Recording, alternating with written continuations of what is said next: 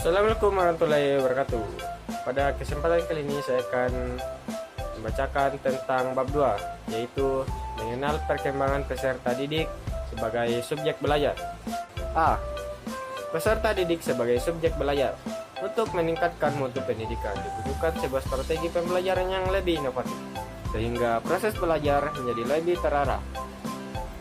Karena dengan pendidikan yang bermutu akan memberikan hasil yang lebih berkualitas, yang siap menghadapi masa depan. Oleh karena itu, seorang pendidik senantiasa dituntut mampu menciptakan iklim belajar yang lebih kondusif, serta dapat memotivasi siswa dalam belajar mengajar yang akan berdampak positif dalam pencapaian prestasi belajar secara optimal.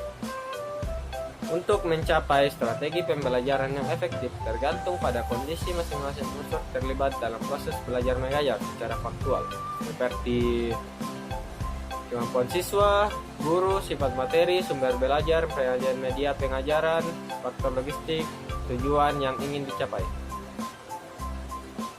Strategi dalam belajar mengajar banyak sekali. Namun tidak ada satu strategi belajar mengajar yang sama untuk satu mata pelajaran yang sama di semua sekolah.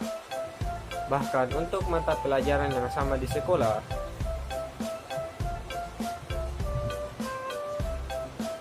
yang sama dan di kelas yang sama pada semester yang berbeda.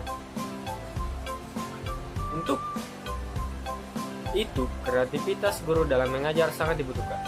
Perumusan tujuan digunakan untuk mengetahui bagaimana tujuan pembelajaran umum dan tujuan pembelajaran khusus bagi semua mata pelajaran yang ditujukan pada peserta didik, tentang bagaimana pemberitahuan dan perkembangannya secara subjek belajar di dunia pendidikan.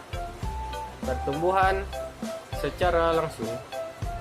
Pertumbuhan adalah perubahan secara biologis sebagai hasil dari proses pematangan fungsi-fungsi fisik yang berlangsung secara normal pada anak yang sehat pada waktu yang normal, menyangkut terjadinya peningkatan perubahan kuantitatif dari ukuran struktur biologis, dipahami sebagai pertumbuhan proses transmisi dari konstitusi fisik. Perkembangan adalah serangkaian proses perubahan progresif yang terjadi pada akibat dari proses kematangan dan pengalaman. Bekerja dalam suatu proses perubahan yang berkenaan dengan aspek-aspek fisik dan psikis, atau perubahan tingkah laku dan kemampuan sepanjang proses perkembangan individu mulai dari masa konsepsi. Dengan mempelajari perkembangan peserta didik akan memperoleh beberapa keuntungan, seperti pertama yaitu mengetahui tentang ekspektasi nyata tentang anak dan remaja. Dari psikologi perkembangan diketahui pada umur berapa anak mulai bicara dan mulai mampu berpikir abstrak. Di samping itu akan diketahui pada umur berapa anak tertentu akan memperoleh keterampilan perilaku pada emosi khusus.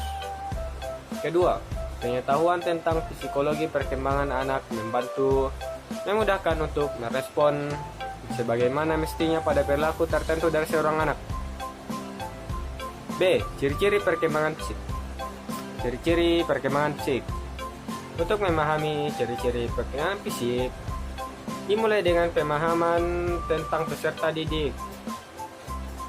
Wahab 1999 memandang konsep anak sebagai suatu totalitas sekurang-kurangnya mengandung 3 pengertian, yakni 1. Anak adalah makhluk hidup yang merupakan suatu kesatuan dari seluruh aspek terdapat dalam diri anak. 2.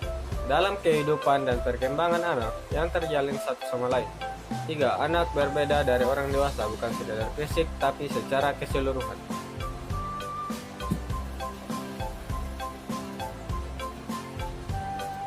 Oleh sebab itu, baik guru ataupun orang tua hendaklah bijaksana dalam menghadapi anak. Jangan memukul anak jika tidak mau belajar, bekerja, dan sebagainya. Tapi perlakukanlah anak dengan cara wajar agar dia dapat berkembang dengan baik. Ada beberapa ciri atau prinsip dalam belajar menurut Paul Suparno, yaitu belajar mencari makna, diciptakan oleh siswa dari apa yang mereka lihat, dengar, rasakan, dan alami. Konstruksi makna dalam proses yang terus-menerus, Belajar adalah bukan mengumpulkan fakta, tetapi merupakan pengembangan pemikiran dengan membuat pengertian yang baru. Belajar bukanlah hasil dari perkembangan, tetapi perkembangan itu sendiri. Hasil belajar dipengaruhi oleh pengalaman subjek belajar dengan dunia fisik dan lingkungannya. Hasil belajar seseorang tergantung pada apa yang telah diketahui. Subjek belajar, tujuan, motivasi yang mempengaruhi proses interaksi dengan bahan yang telah dipelajari. Perilaku kompleks yang menarik minat para ahli psikologi, misalnya temperamen, kecerdasan, dan kepribadian, mendapat pengaruh yang sama kuatnya dari faktor-faktor lingkungan maupun keturunan atau genetik, seperti pertumbuhan fisik, kecerdasan, temperamen, bahasa, khusus sikap, nilai norma, dan interaksi keturunan dan lingkungan dan perkembangan. C. Pengembangan belajar sesuai dengan peserta didik. Faktor kesuksesan seorang anak di masa depan ditentukan oleh bagaimana perkembangan seluruh aspek dirinya, yaitu perkembangan fisik, kognitif, intelektual, emosi, dan spiritual yang berkembang secara optimal. Perkembangan anak adalah bertambahnya kemampuan dan struktur dan fungsi tubuh yang lebih kompleks dalam pola yang teratur dan dapat diramalkan sebagai hasil dari pematangan. Di sini menyangkut adanya proses diferensiasi dari sel-sel tubuh, jaringan tubuh, organ-organ yang sistem berkembang sedemikian rupa. Perkembangan emosi, intelektual, dan tingkah laku sebagai hasil interaksi dengan lingkungannya. Aspek-aspek perkembangan individu meliputi fisik, intelektual, sosial, bahasa, norma moral, dan agama. Perkembangan fisik meliputi perkembangan sebelum lahir dan pertumbuhan setelah lahir.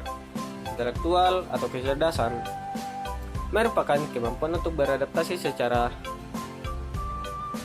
bagus dengan sesuatu yang baru di lingkungan yang baru juga. Situasi yang dapat menunjukkan terjadinya kegiatan belajar optimal adalah suatu situasi di mana siswa dapat berinteraksi dengan guru atau bahkan pembelajaran di tempat tertentu yang telah diatur untuk mencapai tujuan. Dan dapat ditandai bahwa kegiatan belajar mengajar merupakan suatu kegiatan yang melibatkan beberapa komponen yang membentuk kegiatan belajar mengajar, antara lain siswa, guru, tujuan, isi pelajaran, metode, media, dan evaluasi.